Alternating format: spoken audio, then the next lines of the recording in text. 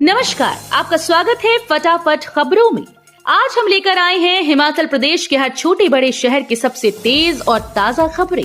तो चैनल को सब्सक्राइब कीजिए और वीडियो कहां से देख रहे हैं कमेंट बॉक्स में हमें जरूर बताइए।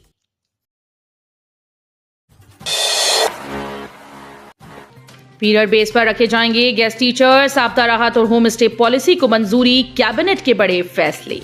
हिमाचल प्रदेश सरकार ने जनहित से जुड़े कई अहम फैसले लिए हैं। मुख्यमंत्री सुखविंदर सिंह सुक्खू की अध्यक्षता में हुई कैबिनेट बैठक में शिक्षा, आपदा राहत और पर्यटन को बढ़ावा देने वाले निर्णयों पर मुहर लगी। बैठक में गेस्ट फैकल्टी नियुक्ति की पॉलिसी को मंजूरी दी गई। शिक्षकों की कमी झेल रहे ट्राइबल इलाकों के स्कूल्स में अब गेस्ट टीचर तैनात होंगे। नए शैक्षणिक सत्र 2025-26 से ये पॉलिसी लागू होगी, जिसके तहत स्कूल्स में पीरियड आधार पर गेस्ट टीचर्स की नियुक्ति की जाएगी। नए नियमों के तहत प्राथमिक स्कूल्स में 200 रुपए प्रति पीरियड, अपर प्राइमरी में 250 रुपए, हायर स्कूल्स में 400 और सीनियर सेकेंडरी स्कूल्स में 550 रुपए प्रति पीरियड का भुगतान किया जाएगा। बैठक में बरसात के दौरान आपदा से प्रभावित परिवारों के लिए स्पेशल रिलीफ पैकेज का ऐलान किया गया। पूरी तरह से क्षतिग्रस्त घरों के लिए 7 लाख रुपए और आंशिक रूप से क्षतिग्रस्त घरों के लिए 1.5 लाख रुपए का मुआवजा मिलेगा।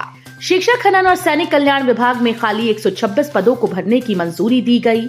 इनमें 80 पद खनन रक्षक, सैनिक कल्याण विभाग में 26 पद, शिक्षा विभाग में पंजाबी भाषा शिक्षकों के 17 और उर्दू के 14 रिक्त पदों को भरा जाएगा।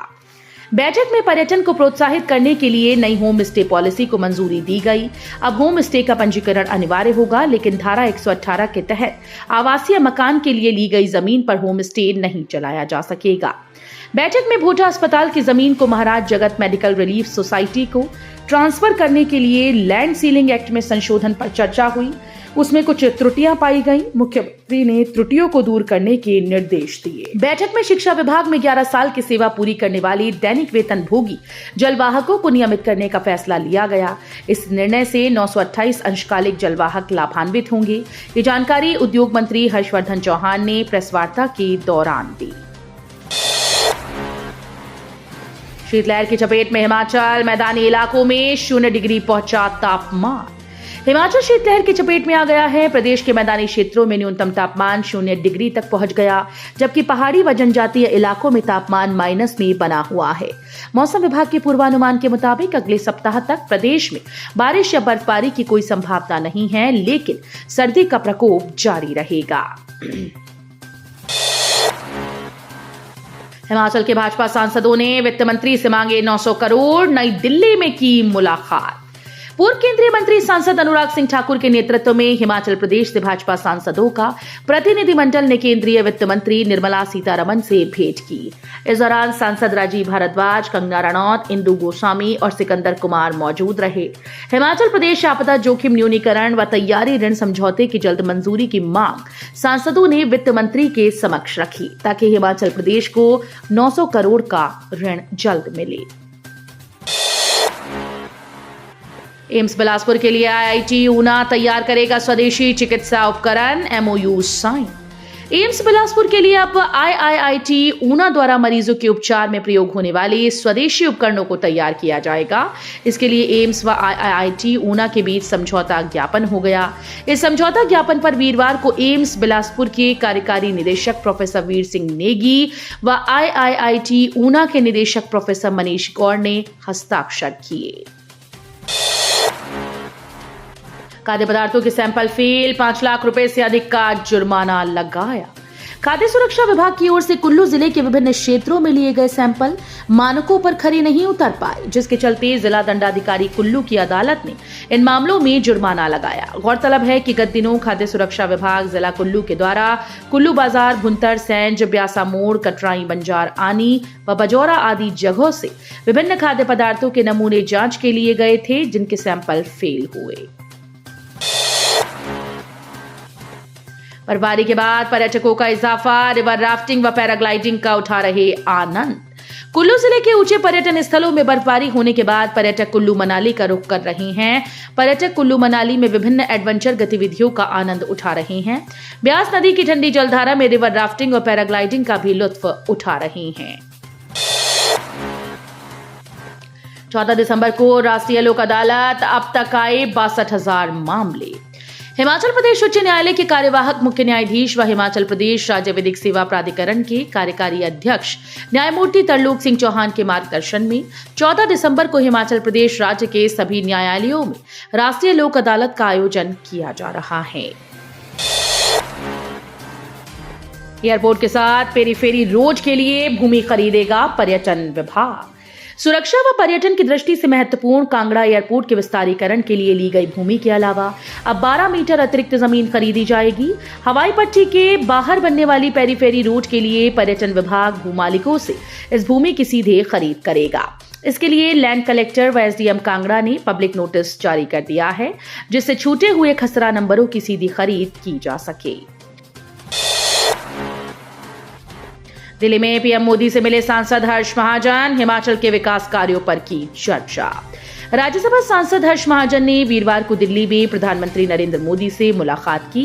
इस अवसर पर सांसद महाजन ने प्रदेश के विभिन्न विकास कार्यों पर प्रधानमंत्री से चर्चा की। उन्होंने मुख्य रूप से चंबा, तीसा, पांगी, किश्तवाड़ और लेह को जोड़ने वाले नए नेशनल हाईवे बनाने की आवश्यकता पर जोर दिया। हिमाचल प्रदेश हाईकोर्ट के निर्देश, शौचालयों के रखरखाव की जिम्मेदारी बीडीओ की, मांगी रिपोर्ट। हिमाचल हाईकोर्ट ने निर्देश जारी करते हुए कहा कि प्रदेश में शौचालयों के रखरखाव की जिम्मेदारी खंड विकास अधिकारी की होगी। अदालत ने शौचालयों की खस्ता हालत को लेकर दायर याचिका पर सुनवाई करते हुए ये निर्देश जारी किए। कार्यवाहक मुख्य न्यायाधीश तरलोक सिंह चौहान और न्यायाधीश सत्येन वैद्य की खंडपीठ ने कहा कि बीडीओ अपने क्षेत्र में इस बात का ध्यान रखें कि वहां पर शौचालयों की स्थिति कैसी है, शौचालयों की साफ सफाई, उनका रखरखाव, कितने बंद पड़े हैं और कितने सही, इस पर रिपोर्ट अदालत में दायर करने के आदेश भी खंडपीठ ने दिए। बॉलीवुड सुपरस्टार गोविंदा ने मां चिंतपूर्णी के दरबार में नवाया शीश। बॉलीवुड के सुपरस्टार गोविंदा वीरवार शाम को परिवार सहित प्रसिद्ध शक्तिपीठ चिंतपूर्णी मंदिर में हाजिरी लगाने पहुंचे। पुजारी बारीदार सभा के प्रधान रविंदर छिंदा और पुजारी वर्ग ने गोविंदा का स्वागत किया, जिसके बाद प्रधान रविंदर छिंदा ने गोविंदा और उनके परिवार को विधिवत पूजा अर्चना करवाई। बुंदर पुलिस की कार्रवाई, युवक को चरस सहित किया गिरफ्तार। बुंदर की टीम ने गश्त नाकाबंदी की एक महत्वपूर्ण कार्रवाई करते हुए 1.200 ग्राम चरस बरामद की। ये कार्रवाई 4 लाइन बड़ा भूइन रेन स्लेटर के समीप की गई, जहां पुलिस ने तिलक 21 वर्षीय पुत्र रामू मगर निवासी गांव गोमुखी, तहसील खलगा, जिला प्यूथान, नेपाल, जो वर्तमान में गांव चोज, डाकघर कसोल, तहसील जरी, जिला कुल्लू में रह रहा है, उसे गिरफ्तार किया। कांगड़ा जिले के नूरपुर ब्लॉक में रेबीज से मौत, स्वास्थ्य पशुपालन विभाग हुआ अलर्ट। नूरपुर विकास खंड में एक व्यक्ति की रेबीज से मौत हो गई। इसके बाद नूरपुर प्रशासन अलर्ट हो गया। प्रशासन ने एहतियातन आवारा और पालतू कुत्तों को एंटी रेबीज इंजेक्शन लगाने का अभियान शुरू किया। इसके तहत वीरवार को पशुपालन विभाग ने विभिन्न क्षेत्रों में आवारा कुत्तों को इंजेक्शन लगाने के साथ पालतू कुत्तों को एंटी रेबीज का टीका लगाने के लिए मालिकों से आह्वान किया। नूरपुर विकासखंड की एक ग्राम पंचायत में एक व्यक्ति की मृत्यु के पश्चात स्वास्थ्य विभाग की ओर से टेस्ट करने पर रिपोर्ट रेबीज पॉजिटिव पाई गई। व्यक्ति की मृत्यु रेबीज से होने की पुष्टि होने के बाद क्षेत्र में स्वास्थ्य विभाग और पशुपालन विभाग अलर्ट हो गए। रेबीज पर नियंत्रण करने के लिए प्रशासन के निर्देश पर पशुपालन विभाग ने नागनी, भड़वार और खज्जिया में पालतू और लवारिस कुत्तों को रेबीज के टीके लगाए। इस बारे में वरिष्ठ पशुपालन अधिकारी नूरपुर डॉक्टर विकास चौधरी ने बताया कि एसडीएम नूरपुर के निर्देश पर एंटी रेबीज के टीके लगाने का अभियान शुरू कर दिया गया है।